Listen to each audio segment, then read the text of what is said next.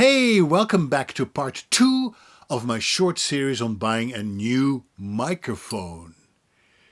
You know, it can happen to the best of us. We get talked into a microphone inferiority complex. You're not serious about being a voiceover if you don't own an expensive microphone. The advertising industry is trying to make you feel like a failure if you don't buy what they're selling. You know that, right? Well, I'm not buying it anymore. Using an expensive microphone in a bad recording space is not going to make that space sound any better. If anything, it will make it sound a lot worse. So, as I said in part 1, before buying a new microphone, ask yourself this: what problem am I hoping to fix with buying a new microphone? What's the problem that I want to solve? You know, in the search for a new microphone, here's what you should consider. I believe there's something fundamentally wrong with the way we evaluate microphones. We talk about them as if they're separate entities.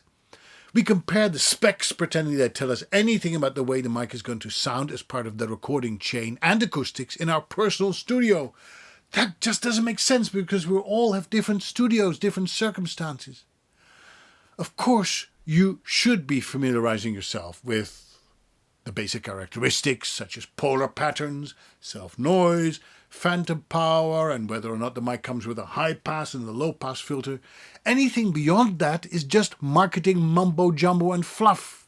And even when you read the specs, keep in mind that manufacturers measure the characteristics of their microphones in anechoic chambers, deeply underground often. In other words, ultra-isolated echo-free rooms covered in sound-absorbent materials that come nowhere close to the repurposed clothes closet you call your professional home studio. I'm pretty sure that in your search for the next best mic, you'll spend a few hours, if not days, watching a parade of microphone testing dudes on YouTube. For some silly reason, only men review microphones. What's up with that? Come on, girls, you can do it, I know. Usually they're either videographers with too much time on their hands or musicians that look like they were kicked out of their bands. Now, apart from booth junkie Mike Del Gaudio and the team at VOBS, Voice Over Body Shop, very few people from the voiceover industry are weighing in on the tools of the trade, and that's a problem and an opportunity too.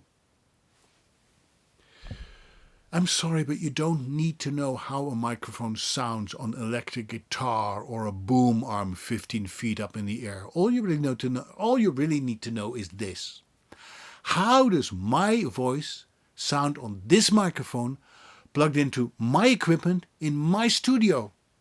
And that, my friends, you will never find out by watching a dude like Bandrew on YouTube. You won't even know what a microphone really sounds like, because of the standard compression YouTube applies to every single video. Not only is the sound quality of YouTube videos purposely compromised, the folks reviewing these microphones are probably not going to use the preamp you happen to have in your studio.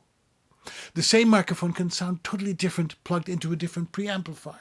And now get this: what you actually use to listen to the audio samples on YouTube also colors what you hear. I listen to my audio in a couple of ways. I use the built-in speakers in my iMac. I listen to my PSonus Iris studio monitors. And I put on my Beyerdynamic headphones as well. They're nice and fluffy. They are DT880 headphones. And I also have another set of cans, the Austrian Audio Hi X55. And guess what? The same audio sounds different depending on how I listen to it and what I use to listen to it. Our ears, by the way, aren't exactly objective either. Hearing is interpreting.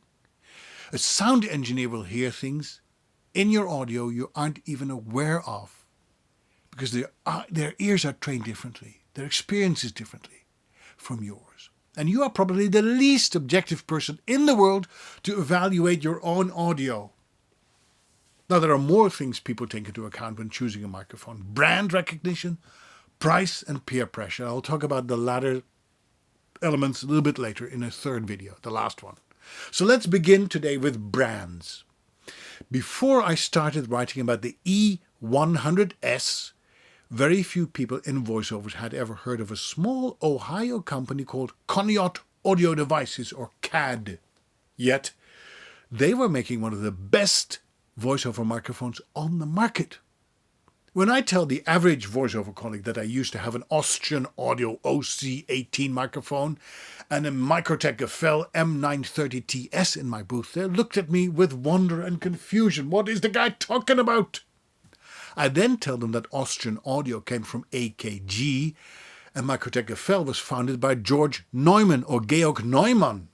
Nonetheless, just because you haven't heard of a particular brand doesn't mean you shouldn't consider it. In fact, you will often get more bang for your buck by not buying a well-known brand because you're not paying for a massive marketing machine.